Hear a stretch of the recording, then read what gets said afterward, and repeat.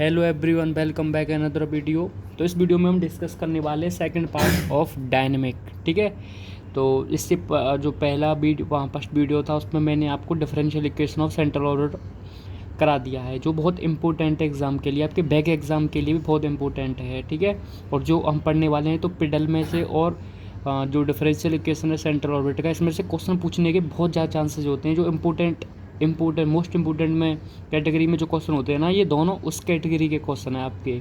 ठीक है, कभी कभी होता है, मान लो एक बार हुआ है बस, कभी कभी क्या एक दो बार ही हुआ है बस, जहाँ पर ये दोनों पूछे नहीं गए हों कभी। ठीक है, नहीं तो इन दोनों में से कोई ना कोई पक्का पूछा जाता है आपका।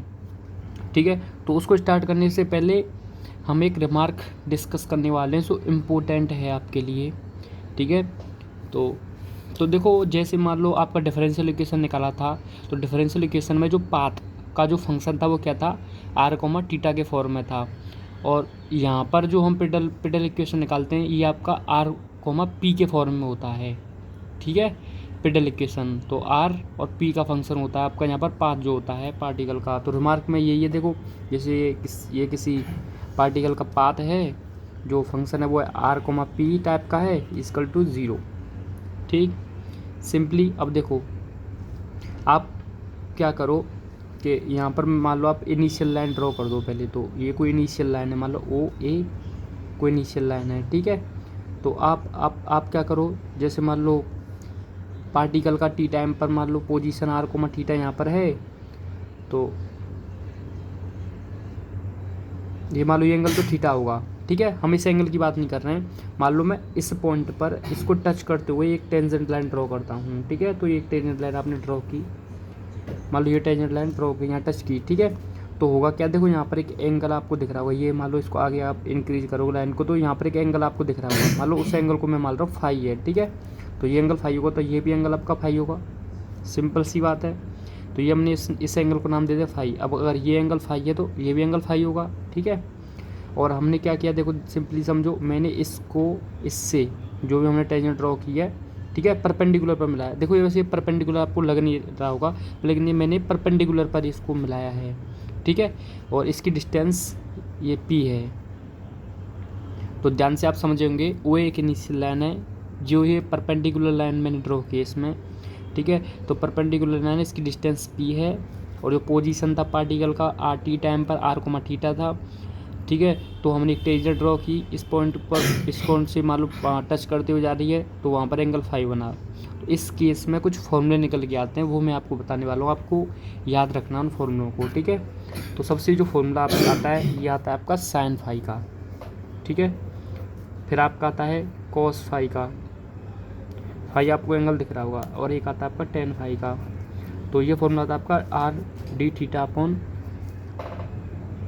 आई होप आपको दिख रहा होगा क्लियर। ये होता है R D theta upon D S. ठीक है, ये कोस फाई का होता है आपका D R upon D S. अब देखो टेन फाई को क्या लिखोगे आप, sine phi upon cos phi. इन दोनों को याद कर लेना, साइन फाई का होता है R D theta upon D S, cos phi का होता है D R upon D S. तो टेन फाई का हो जाएगा sine phi upon cos phi. Sine phi की वैल्यू रखोगे R D theta upon D S, cos phi की D R upon D S रखोगे, तो डी एस से डी एस कैंसिल हो जाएगा, तो क्या आ जाएगा R D theta upon D R. ये किसका आ गया, टेन फाई की वैल्यू आ गई। ठीक है, ये अब देखो एक इक्वेशन निकल के आता है यहाँ से, P equal to R sine phi. ये क्वेश्चन यहाँ से निकल के आता है इससे। ठीक है, ये फॉर्मूला और निकल के आता है। तो यहाँ से हम देखो एक इक्वेशन निकालेंगे, यहाँ से सॉल्व करने के बाद इसको मैं क्या करने वाला हूँ, ध्यान से देखो, ऑन स्क्वायरिंग बोथ साइड, तो P square equal to R square, ये हो जाएगा साइन स्क्वायर फाई। अब देखो पी स्क्वायर को नीचे लेके जाओ, तो 1 अपॉन आर स्क्वायर भी नीचे जाएगा, 1 अपॉन साइन स्क्वायर भी नीचे जाएगा, तो 1 अपॉन साइन स्क्वायर होता है आपका कोसेक स्क्वायर, तो कोसेक स्क्वायर फाई हो गया। ठीक है, तो 1 upon P square equal to 1 upon R square, cosec square phi की वैल्यू क्या होती है, 1 प्लस कॉट स्क्वायर फाई, ये होती है ना। ठीक है, अब देखो 1 अपॉन आर स्क्वायर 1 प्लस, अब देखो कॉट फाई की वैल्यू कितनी थी। अब आप कहो कॉट फाई की वैल्यू कहाँ है, अरे टेन फाई की वैल्यू है, तो कॉट फाई आप नहीं निकाल सकते यहाँ से। क्या हो जाएगी कॉट फाई की value, D R upon are D theta हो जाएगी ना टेन फाई की। तो ये तो देखो साइन फाई है तो कोसेक फाई भी निकाल सकते हैं, कॉस फाई है तो सेक फाई भी निकाल सकते हैं। ठीक है, ये तो इसकी वैल्यू आ जाएगी D R upon are D theta का होल स्क्वायर। ठीक है, सिंपली। अब देखो ध्यान से नेक्स्ट, ये 1/r² हो जाएगा 1 प्लस, देखो ये आपका क्या हो जाएगा, सिंपल से समझो।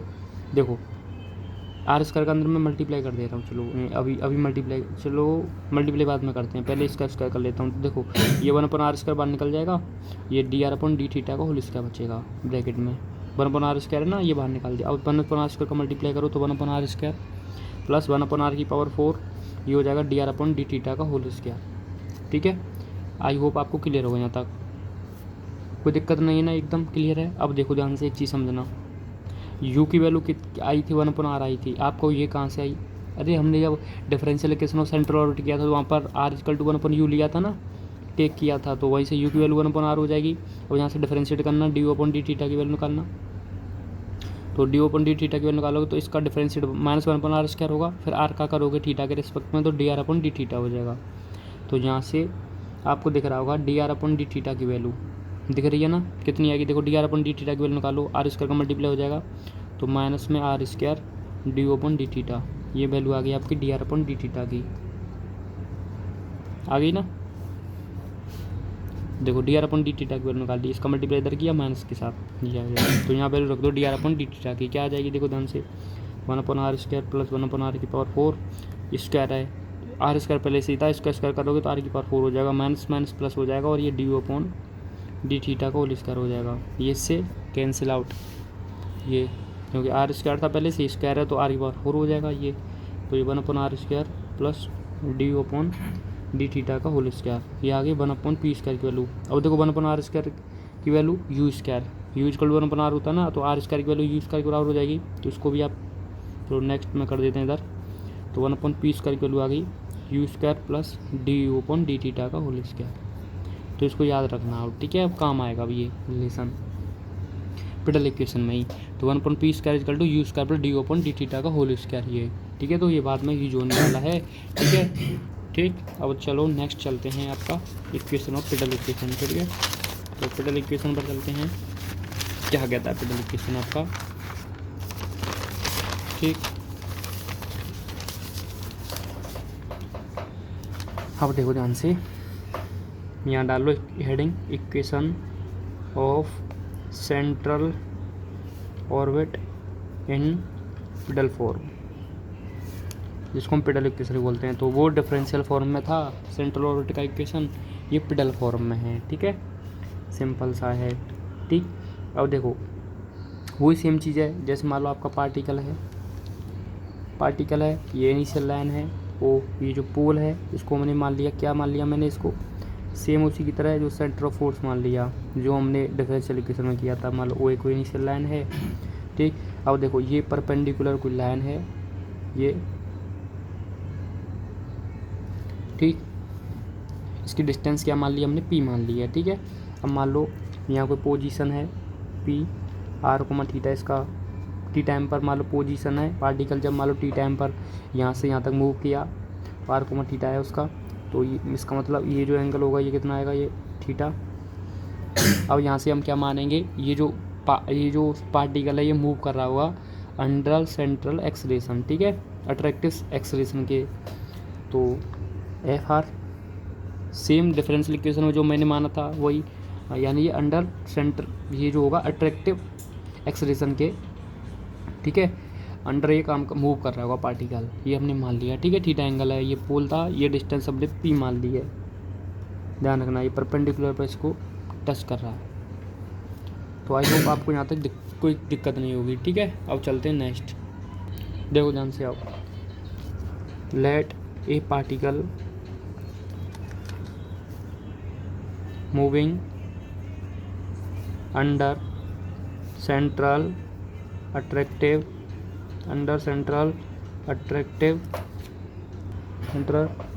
एक्सलेशन, ठीक है, Fr, देन क्योंकि आपको पता है जब पार्टिकल सेंट्रल Fr के अंडर अगर मूव कर रहा है तो उसका डिफरेंशियल इक्वेशन क्या आएगा, तो डिफरेंशियल इक्वेशन ऑफ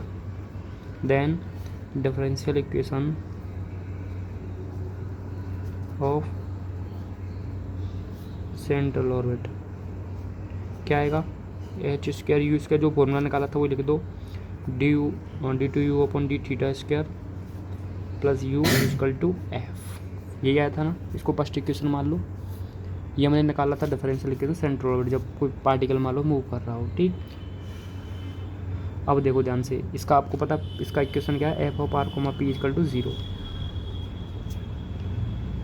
सिंपल सा है। और देखो ये सॉरी यहाँ पर आप टेंजेंट लाइन ड्रॉ करोगे, उससे ये डिस्टेंस है पी, ठीक है, परपेंडिकुलर टच कर रहा हो, ये डिस्टेंस पी है ये, ठीक। ये रहेगा, इसका डायग्राम थोड़ा सही कर लेना ये, ठीक। पहला इक्वेशन हो गया ये। यहाँ पर आप देखो u मैंने 1/r माना था, और h जो वैल्यू आई थी r का थीटा डॉट आई थी, ये जब हमने सॉल्व किया था ये हमने माने थे वहाँ पर, ठीक है। ये h क्या है, ये कांस्टेंट है, ठीक है, ये वहाँ पर आया था, ये सारी चीज़ें वहाँ पर हुई थी, ये भाई नया नहीं है कुछ, ठीक है। अब देखो तो let P R theta be position of particle after time T, ठीक है, टी टाइम पर, ठीक है, आफ्टर टाइम टी। तो टी टाइम पर जो, अब ये तो सिंपल सी बात है, मैं बार बार ही बोल रहा हूँ कि टी टाइम पर जो हमारा पार्टिकल है वो कहाँ से कहाँ मूव कर रहा है, पी आर थीटा पर, ठीक है। अब देखो यहाँ से आगे जो हमने क्वेश्चन निकाला था मैंने आपको भी, ठीक है, रिमार्क में जो चीज़ें मैंने आपको बताई थी वो हम यूज करने वाले हैं, ठीक है। तो देन अब देखो ध्यान से, 1 पी स्क्वायर की वैल्यू क्या आई थी, आर स्क्वायर प्लस 1/r की power 4 D R upon D theta का होल स्क्वायर, यही थी भाई। जो आप कह रहे हो कि ये इक्वेशन था, देखो यहाँ तो ये इक्वेशन था ना, ये हम पहले भी यही लिख रहे हैं, इसको यूज़ कर रहे हैं, ठीक है, ठीक है। आई होप आपको यहाँ तक कोई दिक्कत नहीं होगी, बहुत ईजी है ये, सिंपल उसी ये जैसा है। फिर हमने इसको सॉल्व किया था तो ये आया था आपका you square plus D upon D theta का होल स्क्वायर। आप देखो डायरेक्ट लिख सकते हो, डिपेंड ऑन यू, ठीक है, आप डायरेक्ट लिख सकते हो, कोई दिक्कत वाली बात नहीं है।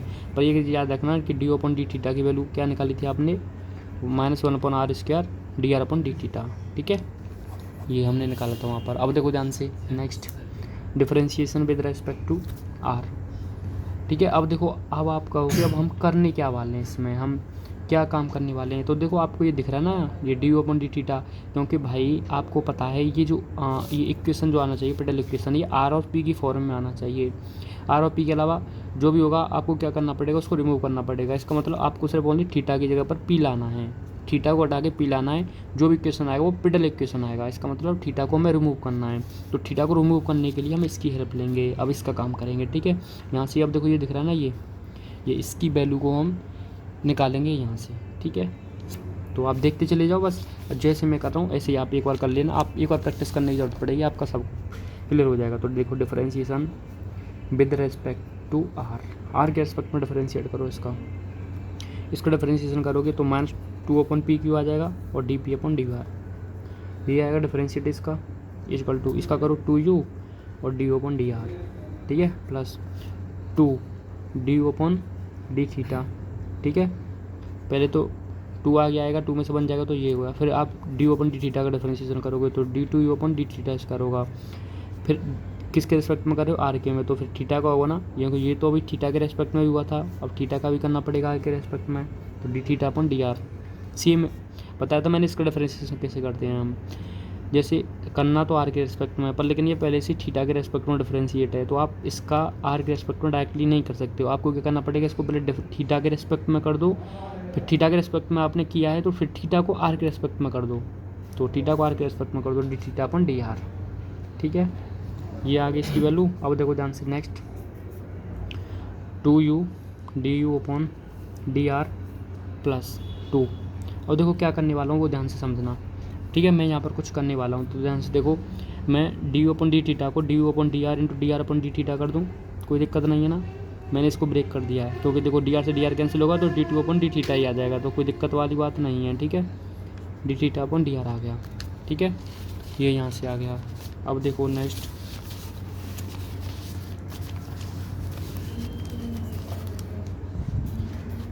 देखो हाँ 2u du/dr प्लस, एक बार इसको मैं लिख देता हूँ, ठीक है, 2 du/dr into dr/d theta d2u/d theta square into d थीटा/dr, ये आ गया, ठीक है।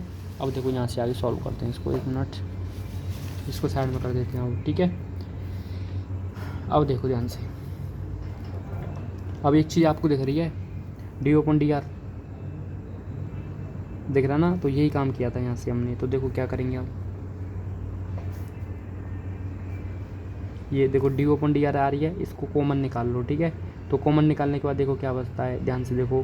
पहले तो एक चीज़ आपको यहाँ पर दिख रही होगी, ये D R upon D theta, ये इससे कैंसिल हो जाएगा, दिख रहा ना, D R upon D theta, ये D T upon D R है, तो डी आर से D R, D theta cancel, तो ये तो कैंसिल हो जाएगा term. D upon D R common निकाल रहा हूँ मैं, तो 2u प्लस ये कॉमन निकल जाएगा, तो ये बचेगा 2 D two U upon D theta square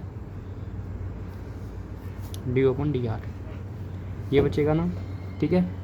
और 2 इधर है, और देखो इधर क्या था आपका, इधर था आपका -2 अपॉन पी क्यू और D P upon D are, तो 2 कैंसिल, तो -1 अपॉन पी क्यू दिख रहा है ना आपको, D P upon D R is equal to U plus D two U upon D theta square, ये आ जाएगा आपका डी अपॉन डी आर, ठीक है। अब देखो यही तो हमें इसकी ही तो वैल्यू हमको निकाल दी थी ना, बस हमारा काम, हम पहुंच रहे हैं अपने काम पर। अब देखो ये डी अपॉन डी आर है, इसकी भी वैल्यू निकालते हैं। देखो कैसे निकालोगे, अब ध्यान से देखो, यू की वैल्यू 1 अपॉन आर, इसका आर के रेस्पेक्ट पर डिफरेंशिएशन करो, तो डी अपॉन डी आर क्या हो जाएगा, -1 अपॉन आर स्क्वायर हो जाएगा, आर के रेस्पेक्ट आर का तो 1 हो जाएगा फिर। अब देखो आपको पता है यू की वैल्यू 1 अपॉन आर है, तो -1 अपॉन आर स्क्वायर की वैल्यू क्या हो जाएगी, माइनस में यू स्क्वायर, तो D U upon D are की वैल्यू क्या आ जाएगी, -u स्क्वायर, समझ गए ना। u 1 अपॉन आर था, डिफरेंशिएट आर के रेस्पेक्ट में, तो D U upon D R equal to -1 upon R square differentiate आ गया। अब आपको पता है यू की वैल्यू 1 अपॉन आर है, तो 1 अपॉन आर स्क्वायर की वैल्यू यू स्क्वायर आ गया, तो ये यहाँ पर यूज़ कर दो। तो ये माइनस है, ये माइनस आएगा, तो ये माइनस दोनों कैंसिल हो जाएंगे, तो प्लस कर दूँ इसको, D P upon D R, ये आपका बचेगा u plus D two U upon D theta square और यू स्क्वायर, ठीक है। इसको मान लो इक्वेशन नंबर 3, ओके, यहाँ तक कोई दिक्कत नहीं होगी आपको। अब देखो equation number 1st and 3rd से चलते हैं। यू स्क्वायर भी है, ये पूरा इन तीनों टर्म की वैल्यू आ रही है हमारे पास, ठीक है। तो first from equation 1st and 3rd देखो ध्यान से क्या आती है वैल्यू, ठीक है, अच्छे समझो। देखो यहाँ वैल्यू रखोगे तो ये एच स्क्वायर है ना, एच स्क्वायर को इधर इसके इधर भेज दो, तो खाली यू स्क्वायर और ये बचेगा, इसी की वैल्यू पुट कर देना सीधा, तो F square upon H square तो इधर ही रहेगा, ठीक है।